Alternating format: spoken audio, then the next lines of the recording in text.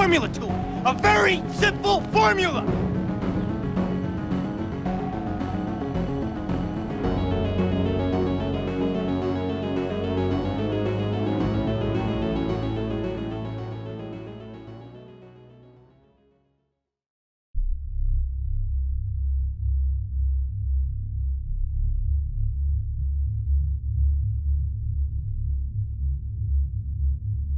The film which you are about to see is an account of the tragedy which befell a group of 5 youths, in particular Sally Hardesty and her invalid brother Franklin. It is all the more tragic in that they were young. But had they lived very, very long lives, they could not have expected, nor would they have wished to see as much of the mad and macabre as they were to see that day. For them, an idyllic summer afternoon drive became a nightmare. The events of that day were to lead to the discovery of one of the most bizarre crimes in the annals of American history, the Texas Chainsaw Massacre. Hello everybody, welcome back to the Slash It podcast. My name is Jared, and so here we are talking about Texas Chainsaw Massacre, the original 1974 movie. So there's a new one coming. It's February 18th, I believe, at the time of recording this. It is not out. If you are watching this afterwards, please go watch it, I guess, so we can get more movies in the Texas Chainsaw Massacre franchise. But yes, before we get started, if you want to listen to my other podcast episodes, please do. I've put a lot of time and effort into those kinds of movies, or into those videos and podcast episodes, and well, I really do appreciate you listening to this one too. But those I did put a lot of effort into as well. So one thing I did want to remind you guys of is my Twitter and my YouTube videos are on my YouTube channel, Slash It. At Slash It Horror is my Twitter and my Instagram. My YouTube channel is Slash It. If you're watching it on my YouTube, hello, how are you doing? But yeah, so you can watch it on YouTube or wherever you decide to. And thank you for listening to me talk about Texas Chainsaw. So without much further ado, let's just jump into this insane movie. And I have a lot of discussion to talk about this movie. There's a lot. First, I will talk about the characters of the movie, and then we will be talking about some of the plots, and then we'll be talking about some of the interpretations of this movie that aren't necessarily just interpretations. They're very clearly stated about the movie, and they're there on purpose. Let's put it that way. So let's move on to the characters. So when we talk about the characters in Texas Chainsaw Massacre, we think of, well, the people in the van in the Texas Chainsaw Massacre movie. There's Marilyn Burns as Sally Hardesty. She starred in the Texas Chainsaw Massacre, the sequel, and Texas Chainsaw Massacre 3D, as well as the miniseries Helter Skelter. That is Marilyn Burns. She does an incredible job as Sally in this movie. She is the final girl of this movie. She survives all the way to the end and beats Leatherface, if you want to say that. She beats Leatherface and survives at the end of this movie. She survives Grandpa. Grandpa as a character in the movie as well. He is the best hitter, quote unquote. That's a little quote from the movie. So basically, she does an incredible job as Sally. And one thing that we don't talk about enough is she's really the beginning of the final girl. The idea of the final girl really starts with her, and it's hard to understand. Because we've always had the final girl, but Texas Chainsaw Massacre is kind of the beginning of that. One of the beginnings. It was kind of all simultaneous. I would say Sally, and then you had Black Christmas, and then you had Halloween, and all of that kind of pushed that final girl narrative into the world, and then Friday the 13th pushed it even further. She survives a lot in this movie, and Marilyn Burns does a great job as portraying the character. She does a lot of there's a lot of screaming that she does, but none of it seems fake. And there's the ending where it's shot very beautifully. This movie is entirely shot beautifully. I did not even mention that. This movie has some of the best cinematography in an early 70s or late 70s, 70s horror movie, just in general. There's nothing better than this movie. One more thing about Sally I did want to talk about. She does show up in the sequel, I think, for a cameo, and then Texas Chainsaw 3D as well. Mostly she just cameos. She really doesn't have any big, deep moments. Her character, the character of Sally Hardesty, is going to show up in the new Texas Chainsaw Massacre film, but sadly Marilyn Burns did die. She is dead now. So she, can't portray her in this movie, but she did come back a few times and cameoed in a bunch of the Texas Chainsaw sequels. So that is kind of cool. I do appreciate that she was willing to come back and do that for us. But yes, so we will move on to Franklin Hardesty. Paul A. Partain, I think is his name. I don't know how to pronounce his last name for sure. He was in Race with the Devil and Rolling Thunder. He was the militia of Texas Minister in the 1997 movie Burying Lana, which I think is interesting. And he was actually a Vietnam veteran. That's actually where Toby Hooper found out about him.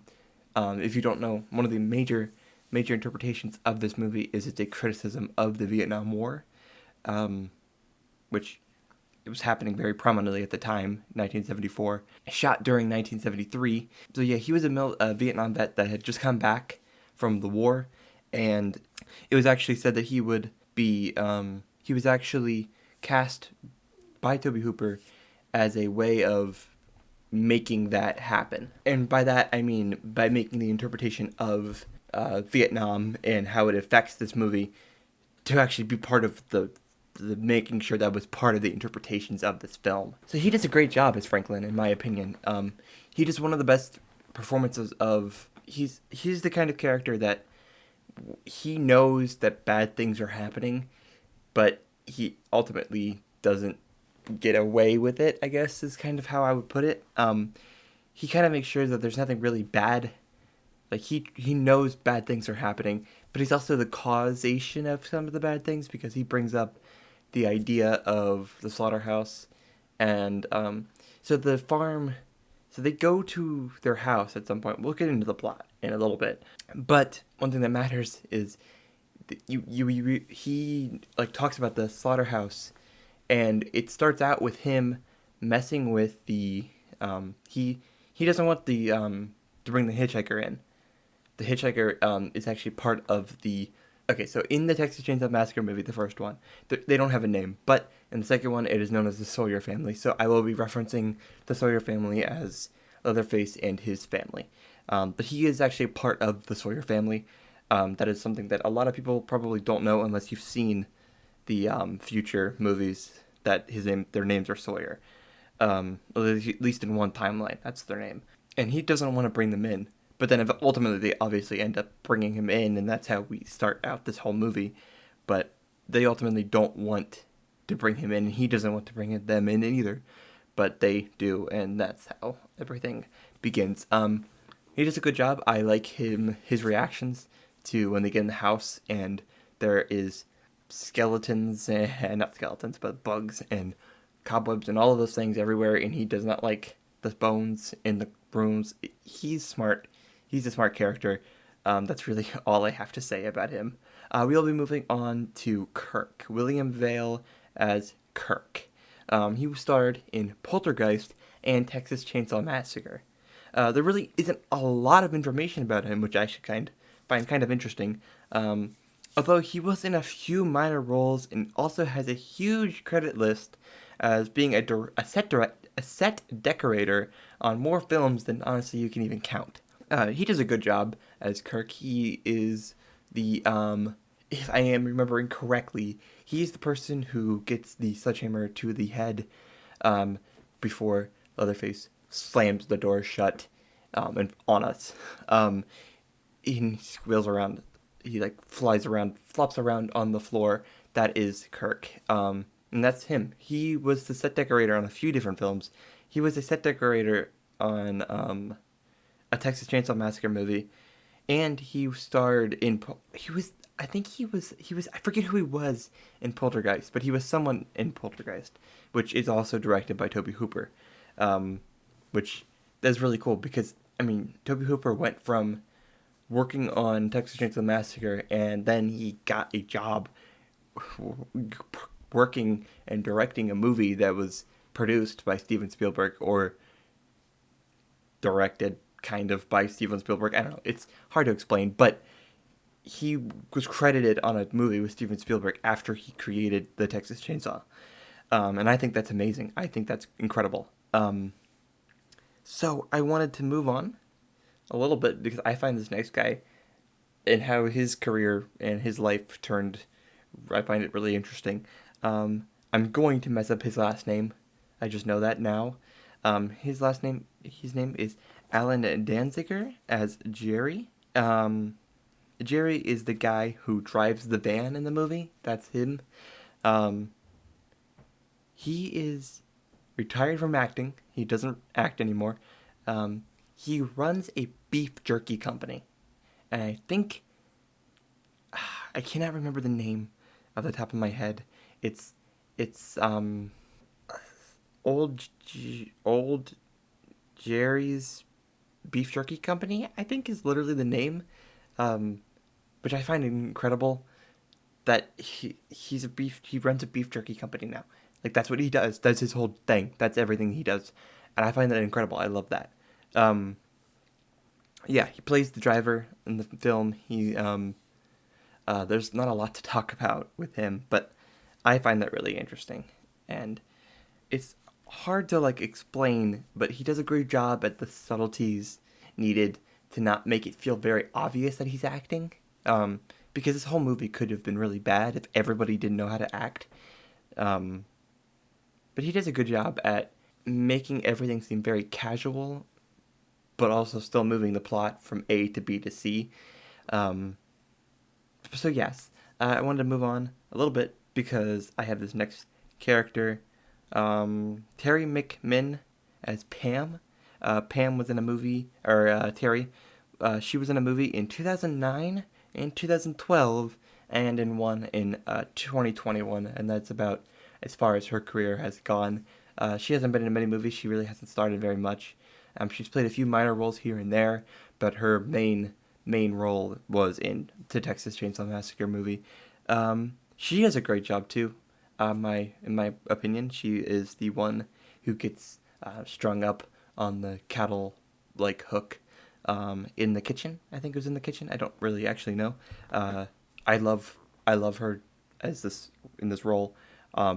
She does a great job. She seems very realistic. Everybody in this movie seems realistic, and that's because everybody in this movie was not like a trained Hollywood actor.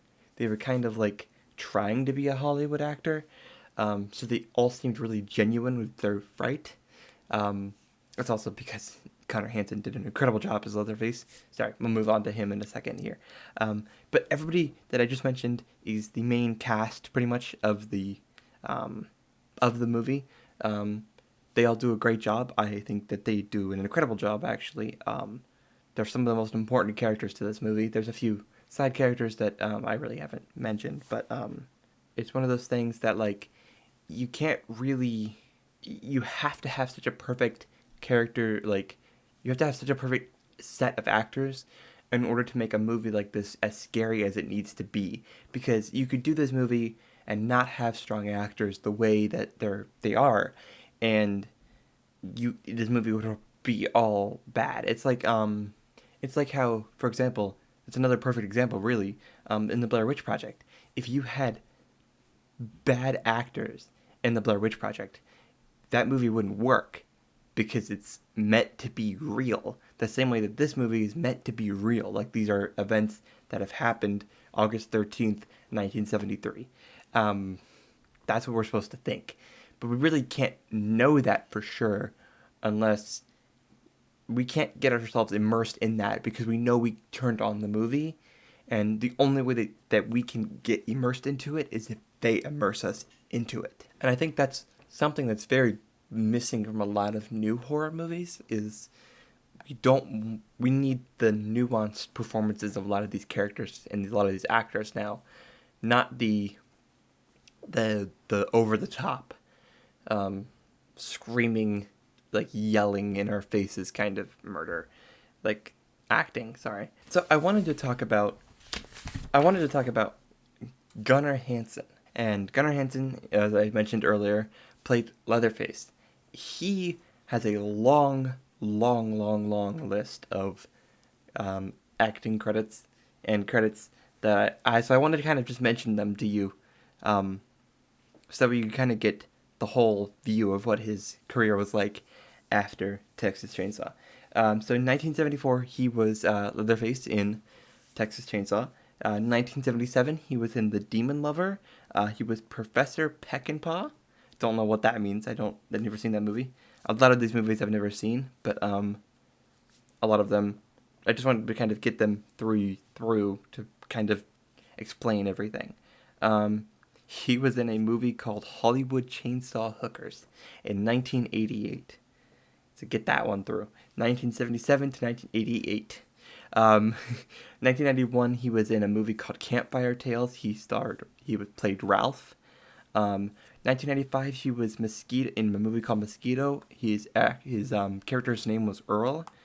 Freak Show as the Freak Master. Exploding Angel as Walter. 1996, Replicator. He was Dr. Kildare. Don't really have any clue about that movie. 1999, he was in a movie called Hell Block 13. He was the Executioner. That's also direct-to-video. 2002, he was in a movie called Hatred of a Minute. His character's name was Barry. I actually haven't seen any of these. Same year, Witch Hunter as Michael Jones. That was a direct-to-video movie. Rachel's Attic, Ronald was his name. Sinister, he was the Piper. That's a short film. In 2003, he was in a movie called Next Victim as Dr. Howard. It was a segment of a movie. Then in 2004, he was in a movie called The Business. The Grandfather was his name. Chainsaw Sally as Daddy. Murder Set Pieces as a Nazi mechanic, which that sounds like an insane movie plot. I don't know what's going on there. Then he was in a movie in 2005 called Wolfsbane. He was the elder in that movie. Apocalypse and the Beauty Queen the same year as Reggie. 2006, Swarm of the Snakehead as Gunnar. The Deepening, Dr. Chambers. 2007, Brutal Massacre, a comedy, Crenshaw. Shudder as Samson, direct-to-video.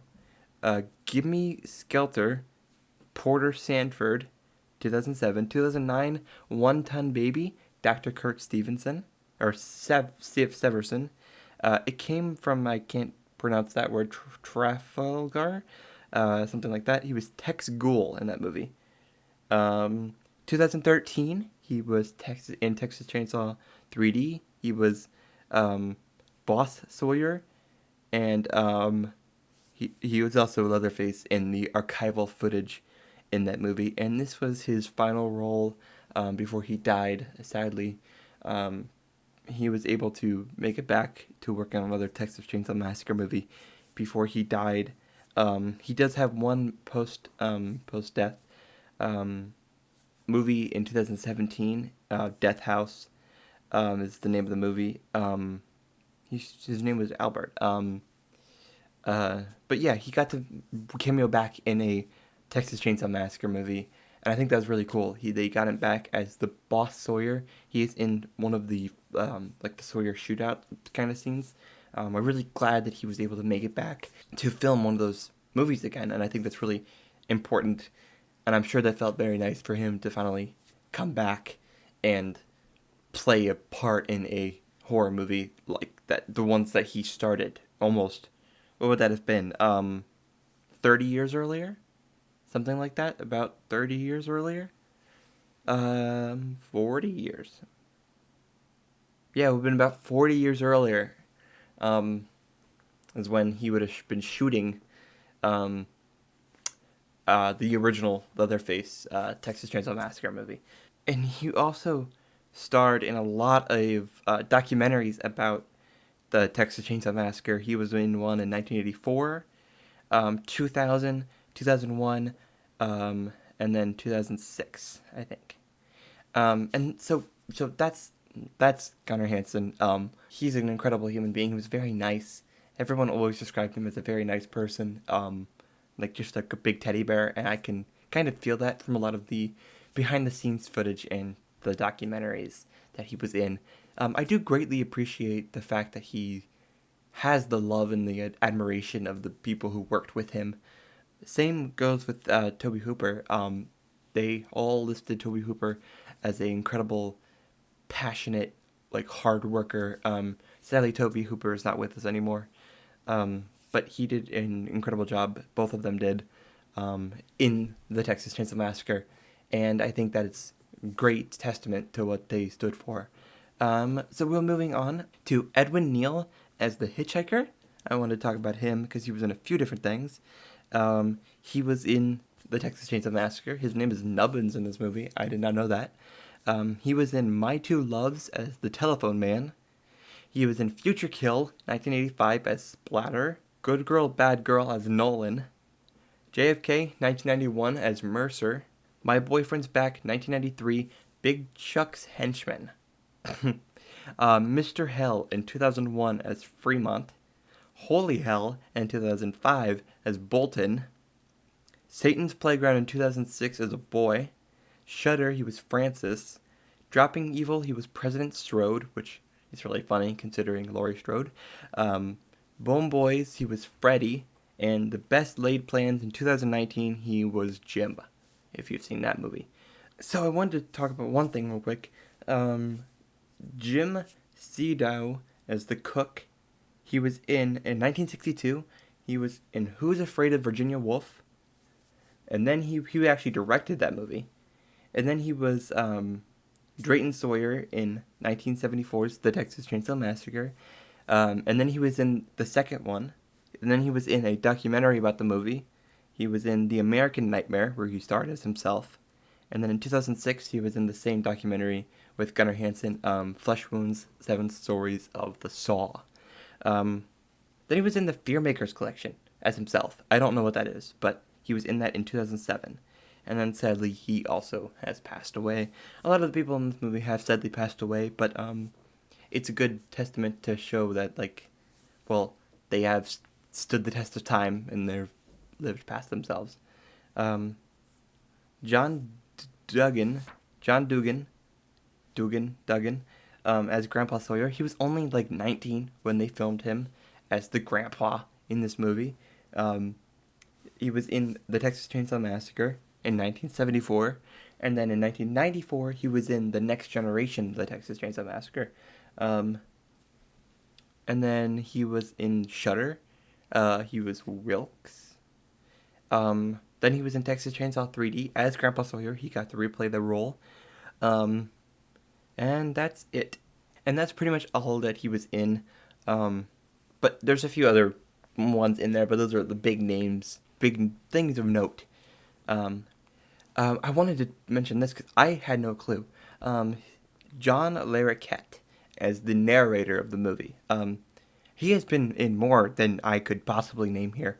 But it's more than likely that you have seen something or heard of something that had him in it. He was in Parks and Rec. He was someone that Leslie went on a date with, I believe, if I am remembering correctly. It's been a while since I've seen that movie, or that TV show, I should say. So, yeah, that's incredible. Also, the narration, that is insane. I am incredibly jealous of him that he got that part, because the narration in this movie is one of the most iconic narrations and I've ever heard in any horror movie ever, or just in any movie in general. So I wanted to talk about the plot summary of this movie, just the general plot and the general understanding of, so that way you guys kind of can understand if you have never seen this movie and you are listening to this in preparation for the Texas Chainsaw Massacre, I should say. There is no "the" in this new one. That comes out February 18th, if you did not know. So I will describe, as it is on Wikipedia, the the plot summary for you now. Sally Hardesty and her paraplegic brother Franklin and their friends Jerry, Kirk, and Pam visit the grave of the Hardesty's grandfather to investigate reports of vandalism and grave robbing. Afterwards, they decide to visit the old Hardesty family homestead. Along the way, they pick up a hitchhiker who talks about his family who worked at the old slaughterhouse. He borrows Franklin's pocket knife and cuts himself, then takes a single Polaroid picture of Franklin for which he demands money. When they refuse to pay, he burns the photo and slashes Franklin's left arm with a straight razor. They stop at a gas station to refill their vehicle, but the proprietor tells them that the pumps are empty. They continue towards the homestead, intending to return to the gas station once it has received a fuel. When they arrive, Franklin tells Kirk and Pam about a local swimming hole, and the couple go to find it. They stumble upon a nearby house, and Kirk calls out for gas, entering through the unlocked door while Pam waits outside. Leatherface, a large man wearing a mask made from human skin, suddenly appears and kills Kirk with a hammer. Pam enters soon after and trips into a room filled with furniture made from human bones. She attempts to flee, but Leatherface catches her and impales her on a meat hook, making her watch as he butchers Kirk with a chainsaw. Leatherface then kills Jerry as he enters into the room. With darkness falling, Sally and Franklin set out to find their friends. As they near the neighboring house and call out, Leatherface lunges from the darkness and kills Franklin with a chainsaw. Sally runs towards the house and finds the desiccated remains of an elderly couple upstairs. She escapes from Leatherface by jumping through a second-floor window, and she flees to the gas station. The person calms her with offers of help, but then he ties her up, gags her, and forces her into his truck. He drives to the house, arriving at the same time as the hitchhiker, now revealed as Leatherface's brother. The hitchhiker recognizes Sally and taunts her. The men then torment the bound and gagged Sally while Leatherface, now dressed as a woman, serves dinner. Leatherface and the hitchhiker bring down one of the desiccated bodies from upstairs, that of their grandpa. He is revealed to be alive when he sucks blood from a cut on Sally's finger. They decide that Grandpa, the best killer in the old slaughterhouse, should kill Sally. He tries to hit her with a hammer, but he's too weak. In the ensuing struggle, she breaks free, leaps through a window, and flees to the road. Leatherface and the hitchhiker give chase, but the latter is run over and killed by a passing truck. Leatherface attacks the truck with his chainsaw, and when the driver stops to help, he knocks Leatherface down with a pipe wrench, causing the chainsaw to cut his leg. The driver flees and Sally escapes in the back of a passing pickup truck as Leatherface maniacally flails his chainsaw in the air in anger and defeat. And that is the entire summary of this movie. So I want to talk about a few different things in this movie. It sounds like it's really bloody. That's something that a lot of people will assume from reading this. It's not incredibly bloody. The most blood that you see is when the grandpa sucks the blood from a cut on Sally's finger. You see that blood, and you see kind of other weird little bloody things, like on people's faces and stuff. But there's nothing incredibly bloody. It's not a Saw movie. It's not a Saw movie in any way, shape, or form. So the person that they meet at the gas station at the beginning of the movie is actually the dad of Leatherface. The hitchhiker is the brother, and then there's the grandpa. So there's the scene. Kirk runs in and gets hit over the head with a sledgehammer and flails on the floor and then dies, and that's when he shuts the iconic door on him. All of those things are really important to the general plot of this movie. But it's not graphic as you would assume. This movie was actually banned in many different countries because of how graphic, and a lot of audiences complained about this movie. But it's really not any worse than most things that you would see on even broadcast TV nowadays. It's really no worse, honestly. I know there's things that they would have to cut out, but it's not much worse than you would assume that something like that would be. One thing I did want to quickly mention, the cinematography in this movie is incredible. It is one of the best shot movies from the 70s. It feels like the cinematography was very carefully picked out. It wasn't just chosen and then randomly decided. It was done on purpose, and there's the shot that follows Pam, very iconic shot.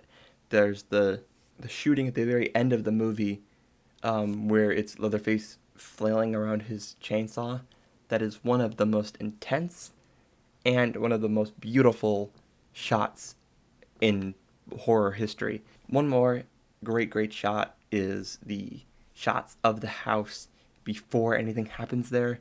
They're all really pretty. There's also a shot where it's really far out, and the road passes, like the van drives in to pick up the hitchhiker. This is when they pick up the hitchhiker. I forgot. You see the hitchhiker kind of running towards the van, and then the van drives across all the way through the frame and then leaves the frame before we cut, and I really like that. So there's so much in this movie to talk about. Leatherface is incredible in this movie. There's so much to talk about Leatherface. Let's dive into the interpretations of this movie, because that's a lot of this movie. This movie was it was designed to be an interpreted movie. So one of the interpretations we will talk about is Vietnam. It was heavily talked about and designed to be a Vietnam discussion movie, because at the time the world felt like it was it felt like it was being destroyed because of Vietnam.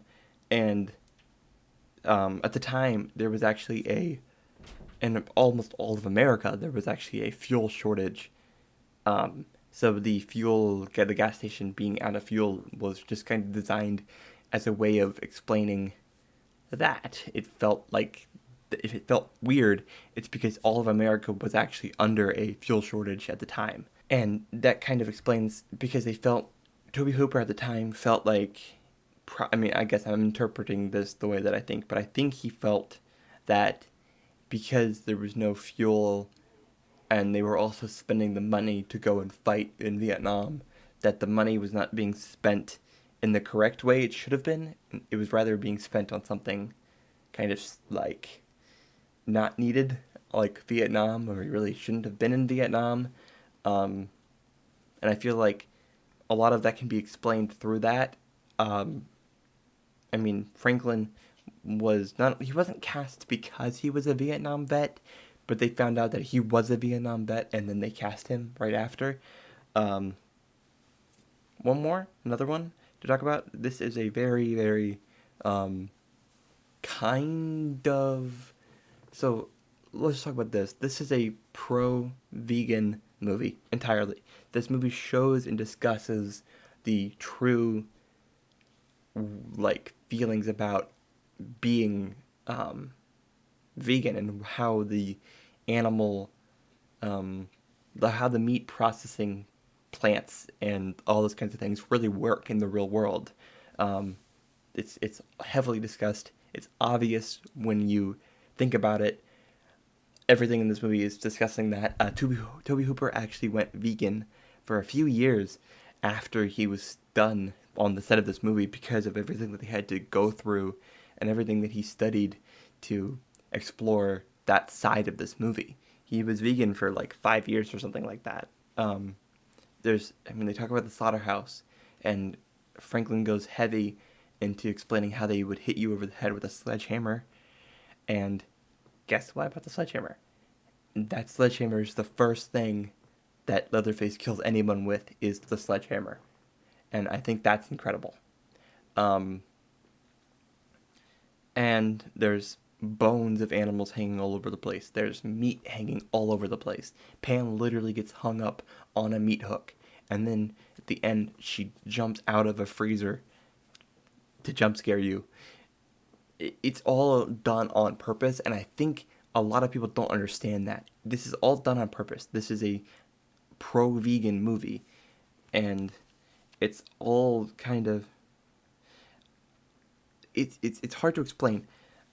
It's all done on purpose, and in such a purposeful way where once you know that it's happening, it's happening. This movie also can be interpreted in a different way that I find very intriguing. This movie is pro-feminism in a lot of ways. It's pro,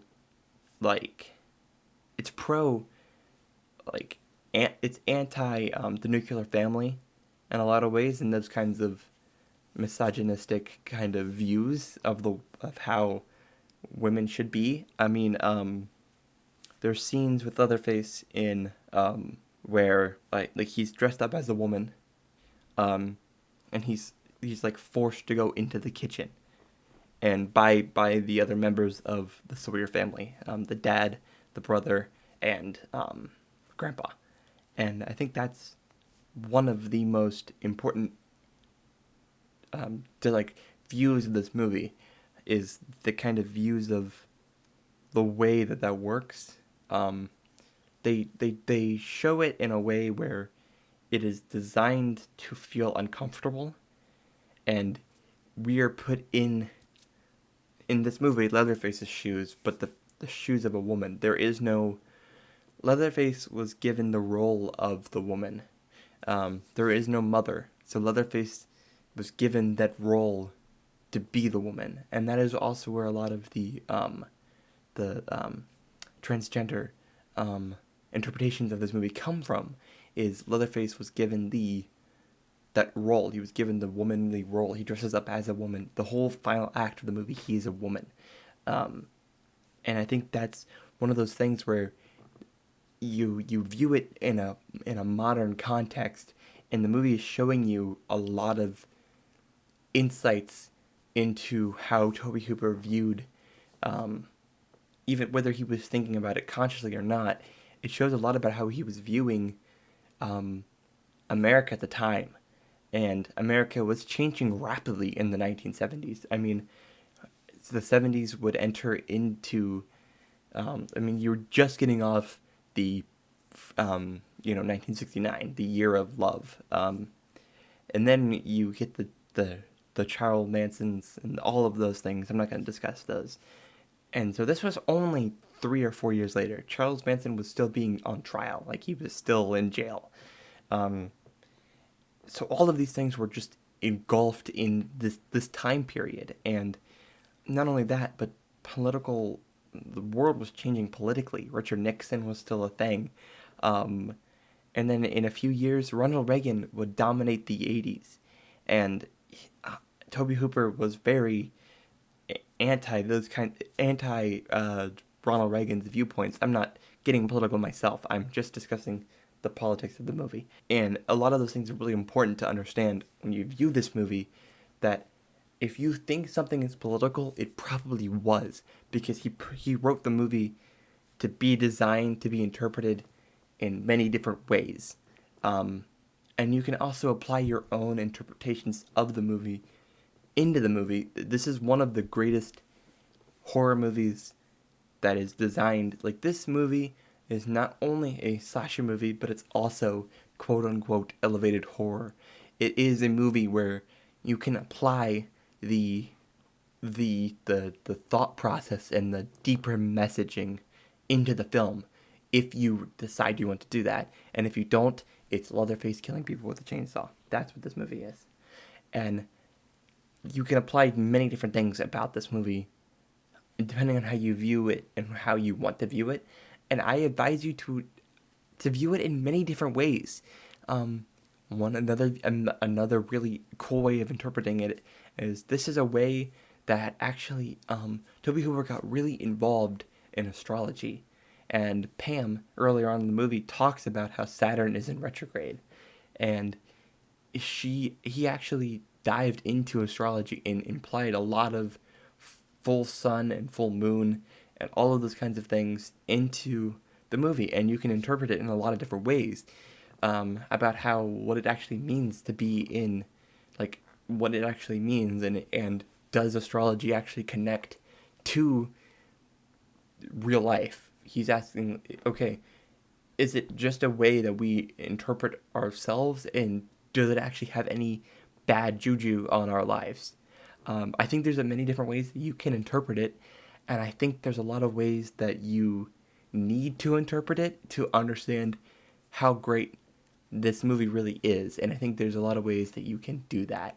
Thank you very, very much for listening, watching, and subscribing if you are on wherever you are. If you want to follow me on Twitter, it's @slashithorror and @slashithorror on Instagram too. I make podcasts. That's what I do. One of my big things I do. I also make YouTube videos. I'll be making a bite-sized film on this movie, Texas Chainsaw Massacre. I talk about like some of the budget stuff, my favorite kills. I make some jokes as I'm describing the plot to you. I do a lot of cool things on there, I think. I also just have a kind of discussion videos. It's kind of like this, but with video more than this. So yes, I do those things. If you want to follow me on Twitter, you can follow me on Twitter. I would greatly appreciate that because I love talking to you guys, and that's one great place I can do that. If you want to talk to me, if you have a suggestion or a complaint or whatever you want, please email me at slashitpodcast@gmail.com. You can listen to me and send me an email. If you like the podcast, if you want to be a guest on the podcast, you can send me there.